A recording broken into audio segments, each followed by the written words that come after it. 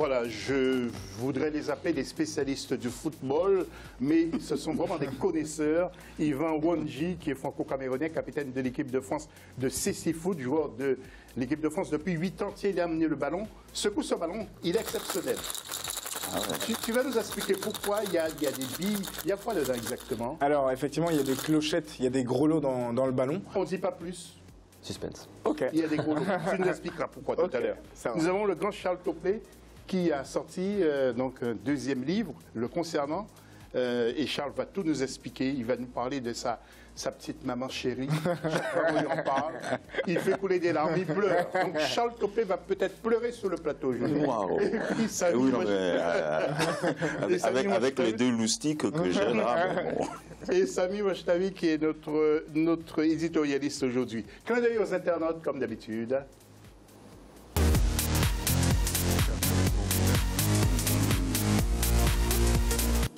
Et quel regard portez-vous sur les joueurs africains qui évoluent en Europe? Vous intervenez donc sur Africa 24 TV ou le hashtag Africa 24. Tout de suite un nouveau jingle pour parler du dossier.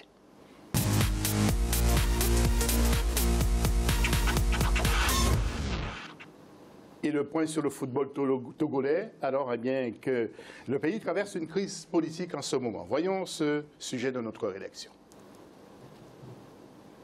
Togo, la situation des équipes nationales de football inquiète certains observateurs. Éliminés de la course à la Coupe du Monde 2018, les éperviers ne prendront également pas part au championnat d'Afrique des Nations 2018 au Maroc. La Fédération togolaise de football est à pied d'œuvre pour relancer la discipline.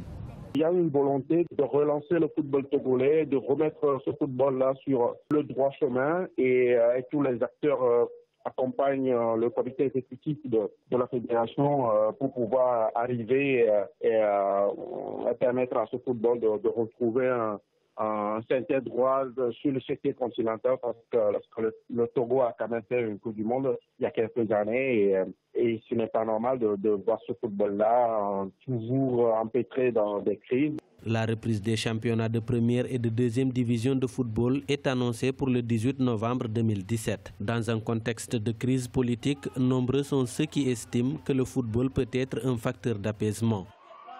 Le football amène la joie à la population. Donc pour moi, ça peut que être un soulagement. Et puis bon, j'espère que les problèmes politiques et tout ça vont pas surgir lors du championnat. Lors de la CAN Gabon 2017, le Togo a été éliminé au premier tour. Pour les éliminatoires de la CAN 2019 qui reprendront en mars 2018, le Togo ira au Bénin voisin alors que les éperviers restent sur une défaite lors de la première journée face à l'Algérie en juin 2017.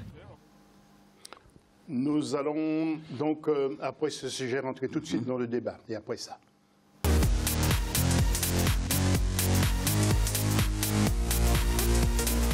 Alors, tout le monde aura droit d'intervenir, bien sûr, si vous n'êtes pas d'accord, bien entendu, avec ce que dira l'un ou l'autre. Alors, Charles, bien entendu, c'est M. Faure Gnassingbé, qui est élu depuis 2005, qui est à la tête du pays. On ne peut pas s'empêcher de parler de la crise.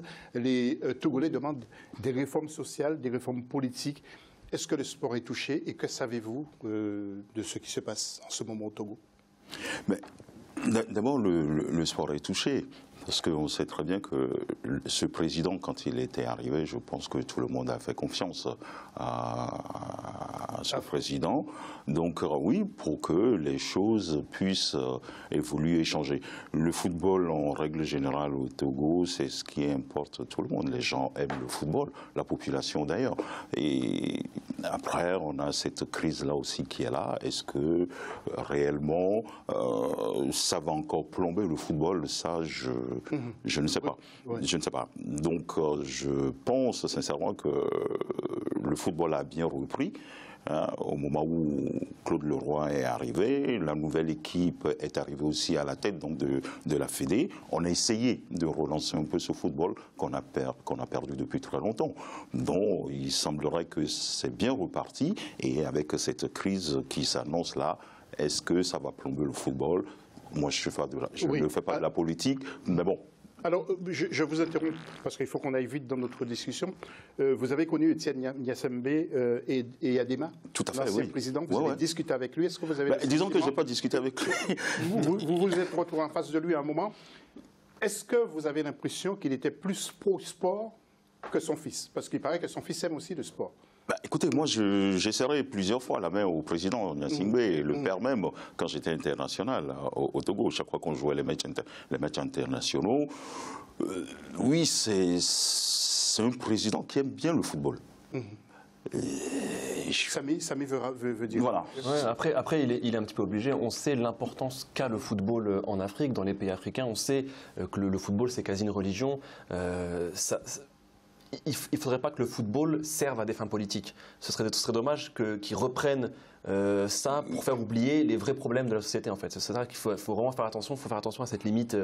C'est bien de donner du football au peuple, mais lui donner du football pour qu'il oublie un peu, voilà, pour une sorte de mirage, c'est pas sûr que ce soit la bonne solution. Yvan, avant de retrouver Charles, comment vous vivez-vous tout ce qui se passe dans certains pays? Parce qu'il faut dire que ce ne sont pas tous les pays qui sont touchés par des crises politiques ou des crises sociales. Comment vivez-vous tout ça? Effectivement, étant d'origine camerounaise et ayant vécu quelques années là-bas, je suis beaucoup l'actualité, donc les matchs en Afrique, et je trouve que c'est toujours pareil, il y a toujours un problème d'ingérence lorsqu'il y a des compétitions. Des politiques dans le sport. Voilà, des politiques. Et je pense que mêler politique et sport, comme disait Samy, je pense qu'il y a une ligne à pas franchir, une ligne qu'on franchit très peu en Europe. Par contre, en Afrique, on a tendance à mêler les deux. Ouais, ça existe pas. Effacé.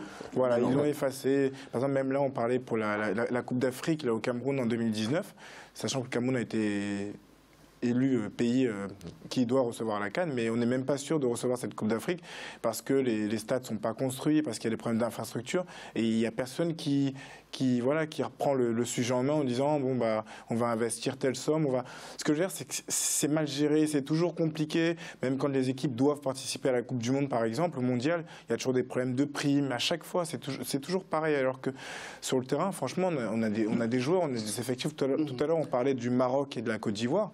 Franchement, ce sont des équipes nationales qui n'ont rien à envier à de nombreuses équipes en Europe. Ce sont des exemples. Ce sont des exemples. Alors, Yvan, on se retrouve tout à l'heure, Charles aussi. Okay. Je voudrais juste que vous jetez un coup d'œil sur le dernier classement du championnat avec l'AS Togopor qui avait terminé premier devant AS Semassi, troisième Maranatha Fiokpo. Je prononce bien, Charles. Écoute, non, mais tu prononces très bien. Et puis la dernière équipe, c'était Kotoko FC de la ville. Oui, Kotoko, ouais, vous connaissez toutes ces équipes? Oui, je connais. Mais le Togopor, par exemple, en 70, quand j'étais embauché au port autonome de Lomé, j'étais capitaine de cette équipe, qu'on appelait à l'époque, c'était Togopor. Donc, j'ai travaillé pendant 4 ans là-bas, j'ai joué dans cette équipe. C'était l'ancien président à l'époque qui s'appelait Hippolyte Kouevi, donc qui était vraiment à la tête donc, de Togopor, et c'était une très très belle équipe qu'on avait à cette époque-là. Maintenant, je la vois encore cette année fini champion. Peut-être qu'ils ont recruté des joueurs de très bon niveau et qu'ils sont restés encore dans la même dynamique. Oui, c'est ce qu'on verra, en tout cas pendant cette saison. Alors, je voudrais rajouter aussi que, d'après certains spécialistes, la crise socio-politique qui secoue le Togo depuis le 19 août n'a épargné aucun secteur, même le football togolais, comme je vous le disais, a été touché en conférence de presse jeudi dernier. Le président de la Fédération togolaise de football, le colonel Guy Kossi Akpovi, que vous deviez connaître, tout à fait, oui. Eh bien, il a annoncé que la saison prochaine, 16 clubs joueront en première division et 20 clubs en deuxième division. Selon le président, justement, l'une des raisons qui a poussé l'organe fêtière du football togolais à passer de 12 à 16 clubs en D1, eh bien, c'est la crise socio-politique. Alors, les équipes qui vont évoluer justement dans ce championnat en D1, il y aura Agaza, Ange, AS OTR, AS Togopor, que vous citiez. Oui. Il y aura ASCK, ASCO, Dito, Espoir, Fodan, Jikenti, Gomido, Koroki, Kotoko, Maranatha, Semassi et Unisport. Et puis en ce qui concerne maintenant la D2, il y aura Abou Ossé, Agoua, Arabia, AS Bignat, etc., etc. Nous aurons l'occasion d'y revenir. Alors, Charles, pensez-vous que ce championnat va bien se dérouler? Charles, Samy sincèrement, le Togo traverse encore une période, je dirais, difficile. Est-ce que ce championnat va aller jusqu'au bout? Ça, je ne saurais vous dire, parce que, bon, ça change tout le temps. Ça change tout le temps. Maintenant, moi, je pensais que le fait que le nouveau président est arrivé avec une équipe, donc tout ça va s'apaiser et qu'on aura un bon déroulement donc, de ce championnat. Mais je constate toujours qu'il y a toujours des petits soucis encore à gauche, à droite. Donc, bon. Samy, avant de parler du livre de Charles, un petit mot peut-être sur le Togo encore? Oui, c'est quand même dommage parce que c'est un pays de football. On les a vus à la Coupe du Monde en 2006. On sait que c'est une nation qui aime ce sport. C'est un pays avec aussi pas mal de talent. On connaissait Adebayor. C'est quand même dommage de voir ça. Parce qu'il y a un petit peu de gâchis quand même de voir ce talent qui n'est pas utilisé. Parce que comme l'a dit Charles, on n'est même pas sûr que le nouveau championnat aille au bout. Donc ouais, c'est quand même dommage que cette ingérence crée comment dire, ce grand gâchis. Oui. Alors Charles, vous avez 5 minutes pour parler de votre livre. Donc c'est votre autobiographie, Un enfant de Lomé. Qu'est-ce qui vous a poussé à sortir un dernier livre? Alors dans ce livre, parce que nous on s'est vu, mais je crois comprendre, et ceux qui vont lire ce livre, que vous étiez une véritable star là-bas. Pourquoi Un enfant de Lomé? Pourquoi ce livre sur vous? Alors, pourquoi ce livre? Alors, quand je suis arrivé en France, donc je suis arrivé en 75 et j'ai atterri directement à Colombes, au Racing Club de France. Et j'ai joué au Racing Club de France, et puis, bon, mais la Ciotat, Toulouse, vous êtes passé à la Ciotat aussi. Saint-Saint-Gratien. Donc, voilà, qu'est-ce qui m'a poussé à écrire ce livre-là? Quand j'ai quitté le Racing, j'ai été embauché à l'Entente Saint-Gratien parce que j'avais un jeune joueur avec moi au Racing, dont son papa était dirigeant à l'Entente Saint-Gratien. Et donc, à cette époque-là, c'était comment on appelle ça déjà, le maire de Saint-Gratien, donc qui voulait un entraîneur pour venir diriger les juniors. À cette époque-là, ce sont les juniors. Donc, ce monsieur m'a appelé, il m'a dit, mais tiens, va voir le maire de Saint-Gratien parce que c'était une fusion. Je vais faire court. Oui, parce que sinon, je vais faire court. Donc ils ont fusionné. Donc c'était l'entente entre Saint-Gratien et qui ont fusionné. Et donc moi je quittais le Racing, je suis allé là-bas, j'ai entraîné cette équipe pendant 2 ans. On a obtenu des très bons résultats. Et puis après l'équipe première redescendait en première division. Donc voilà, moi je voulais partir et puis on m'a demandé donc de prendre l'équipe. Voilà. Ok, Charles, ça c'est votre vie en force. Et voilà. Mais au Togo, vous avez joué, comment dirais-je, à l'Étoile Filante. À l'Étoile Filante. À l'Étoile Filante. Vous alliez à l'entraînement, à l'époque, c'était les Allemands. Ouais, c'était un entraîneur. Il semblerait que vous étiez à moto, vous allez jouer à l'entraînement à Mobilette. Oui, j'allais à l'entraînement à Mobilette, oui. Autre histoire, votre mère voulait que vous jouiez en bleu. Oui. Pourquoi bleu? Tout à l'heure, tu as cité les équipes donc, du Togo. Oui. À l'époque, à notre époque, il y avait l'Étoile Filante, Dito, Modèle, Essor, etc., etc. Oui. Et donc, il y avait une équipe qui portait le maillot jaune. Et ma mère, comme elle est très croyante, donc elle allait tout le temps à la messe. Et puis un jour, on lui a dit que j'allais jouer pour l'équipe qui portait le maillot jaune. Et elle ne voulait pas entendre parler de ça. Et puis le soir, je rentre, elle me dit non, je t'interdis d'aller jouer avec l'équipe qui porte le maillot jaune. Il faut que tu aies joué avec l'équipe qui porte le maillot bleu. Parce que elle, c'est... Et c'est pour ça donc vous avez joué avec l'Étoile Filante. C'est pour ça. Votre mère s'appelait Anti. C'était une femme d'affaires, une femme riche. Oui. Ouais, elle était très riche, cette maman. Et puis, bon, un jour comme ça, elle est venue me dire, écoute, voilà, je vais t'amener chez M. Paul Conquel, qui, lui, est capitaine donc, de l'Étoile Filante, et c'est avec lui que tu vas aller jouer. Et elle m'a pris, elle m'a amené directement, et c'était Paul Conquel, qui était le capitaine à cette époque-là, qui avait gagné aussi la Coupe d'AOF, et tout ça, qui était un très bon gaucher, un très bon capitaine, et qui m'a pris sous ses ailes, et qui m'a mené en Vespa. Derrière, je prenais les ballons, avec le sac de ballons. Et vous n'avez pas eu peur, Charles? Non. J'étais confiant. Charlotte, autre histoire dans votre livre, très passionnant. Après avoir arrêté un penalty, notre gardien Tommy Sylvestre, c'est ce que vous disiez dans le livre, avait embrassé le ballon, ce qui avait été ressenti comme une offense par le public. Et vous avez été obligé de quitter le terrain en short avec vos chaussures. Vous avez failli vous faire tuer. Oui. Et à l'époque, vous connaissez quelqu'un, un personnage très important, c'était un ambassadeur qui était installé au Bénin, d'après ce que j'ai noté. Et C'est lui qui vous a sauvé en quelque sorte. Vous. Tout à fait, oui. Mais cette histoire, c'est quand on était parti jouer avec le Nigeria.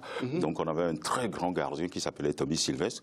Ah, c'est un très très très bon gardien. Donc il y avait un penalty contre nous et enfin le penalty a été tiré. Et il a arrêté le penalty. Et donc, il a pris le ballon, bon, ben, comme ça, et puis il l'a embrassé, parce que voilà, on menait 1-0.